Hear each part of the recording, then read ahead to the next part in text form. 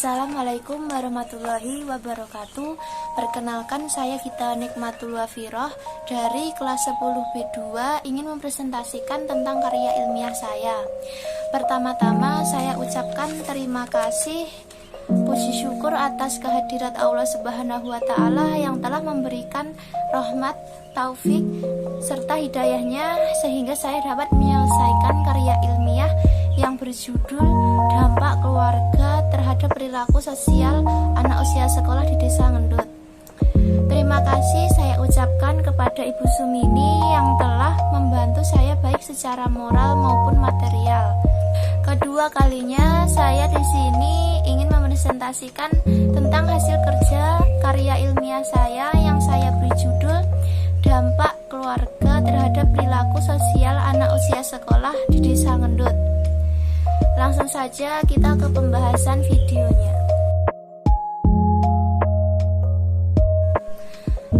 Interaksi yang sudah manusia lakukan merupakan bagian dari proses sosial. Dalam hal ini, ketika mereka melakukan proses sosialisasi dengan orang lain dan lingkungan sekitar, perlu adanya sebuah media sosialisasi atau sebuah agen sosialisasi di sana. Media sosialisasi merupakan tempat di mana sosialisasi itu terjadi atau disebut juga sebagai agen sosialisasi atau sarana sosialisasi. Agen sosialisasi adalah pihak-pihak yang membantu seorang individu menerima nilai-nilai atau tempat di mana seorang individu belajar terhadap sesuatu yang kemudian menjadikannya dewasa.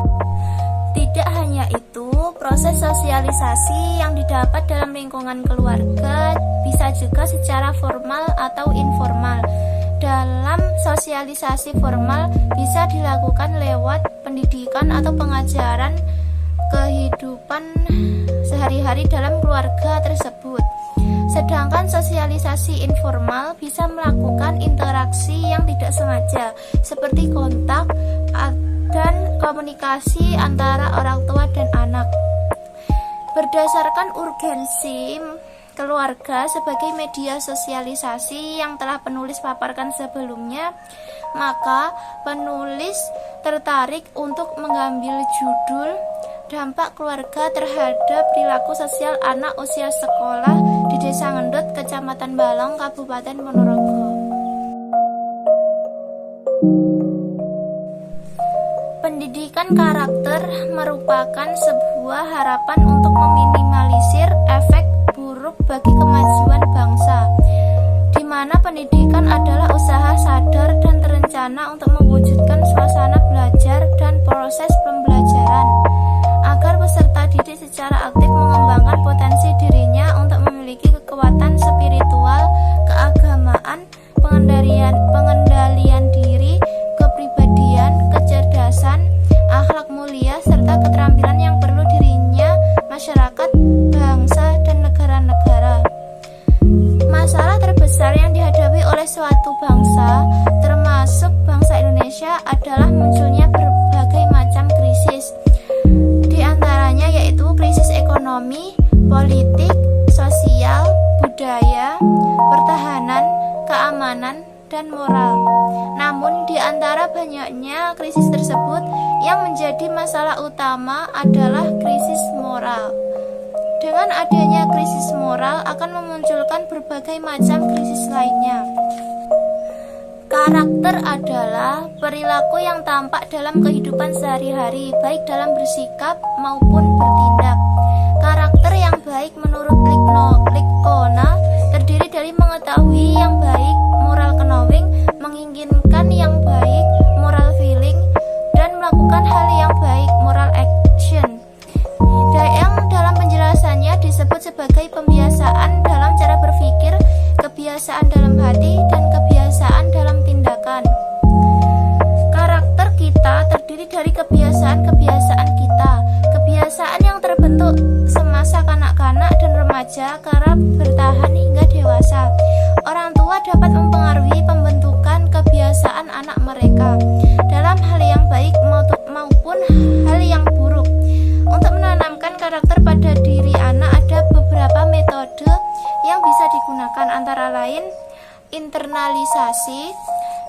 keteladanan, pembiasaan, bermain, cerita, nasihat, penghargaan, dan hukuman.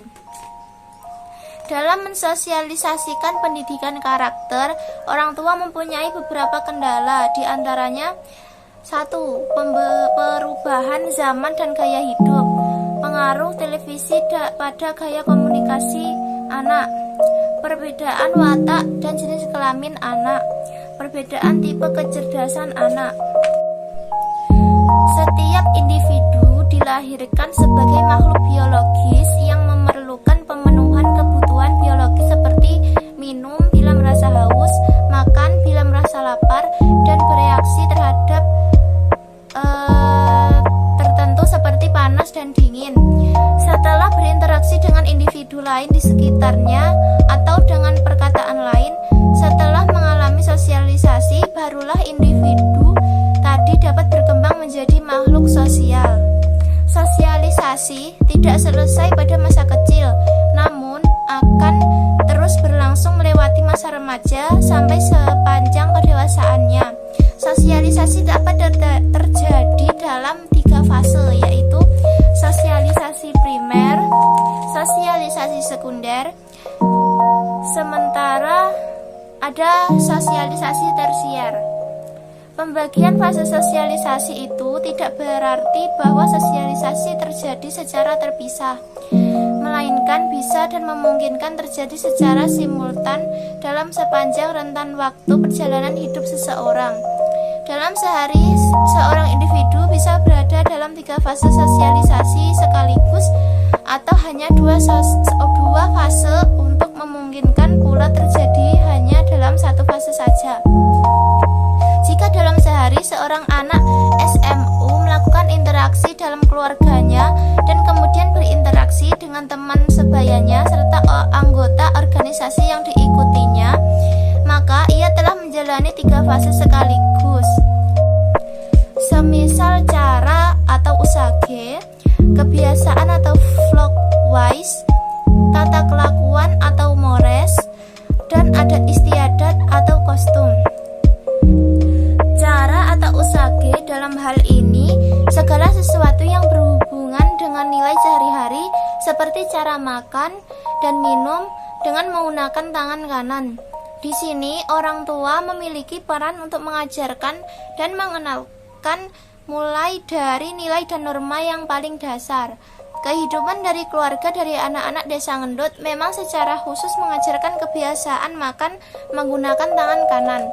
Ketika anak melakukan pelanggaran terhadap usage, maka biasanya anak akan diperingatkan bahwa tindakannya itu salah. 2. Kebiasaan atau clockwise. Kebiasaan atau clockwise merupakan sebuah perilaku yang diulang-ulang dan kemudian menjadi sebuah kebiasaan. Hal tersebut menandakan bahwa perilaku itu disukai dan juga diterima oleh masyarakat. Hubungan antar masyarakat dekat anak-anak dibiasakan untuk pandai berbaur atau ramah satu sama lain. Kebiasaan ini sangat jelas dengan bukti atau wujud adanya kegiatan A. Reok gading di Pomenggolo Desa Ngendut yang diadakan saat peringatan Grebek Suro setiap tahun. B. Hadro Tombo Ati yang diadakan saat pengajian atau khatam Quran setiap bulan. C. TPQ malam yang diadakan setiap malam Senin dan Selasa. D. Khatmil Quran yang diadakan setiap Selasa Pon. 3. Tata kelakuan atau mores. Tata kelakuan atau mores merupakan tahapan di atas kebiasaan. Tata kelakuan ini lebih ke arah pada batas-batas individu dalam berperilaku serta menjadi alat perintah dan juga larangan untuk melakukan perbuatan. Tata kelakuan ini mengidentifikasi dengan kelompoknya. Di masyarakat umum, misalnya yang melakukan kejahatan maka akan diberi hukuman oleh masyarakat dengan tujuan agar tidak diulangi kembali. Di Desa Ngendut ada sebuah kolam yang dibangun di dekat sumber mata air. Selanjutnya, masyarakat menamakan tempat tersebut sebagai Belek. Masyarakat percaya bahwa di daerah tersebut dilarang berkegiatan seperti memancing, berkata kotor, berbuat onar, dan lainnya. Ketika ada anggota masyarakat yang melanggar aturan tersebut secara otomatis akan mendapat teguran dari tokoh adat setempat. Teguran tersebut berupa peringatan bahwa akan banyak warga yang terdampak dari pelanggaran tersebut. 4. Adat istiadat atau kostum. Adat istiadat atau kostum yang berasal dari tata kelakuan yang kekal serta kuat maka akan menjadi sebuah adat istiadat yang mengikat. Individu yang melanggar adat istiadat akan mendapatkan sanksi yang berat dari masyarakat. Di Desa Ngendut memiliki adat untuk menghargai setiap tamu yang datang, menyambut dengan baik dan juga menggunakan bahasa yang baik.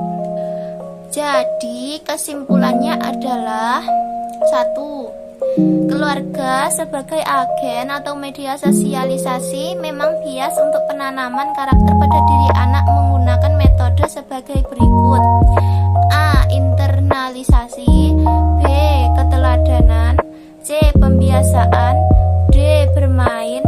E. Cerita. Dan F. Nasihat. Serta G. Penghargaan dan hukuman.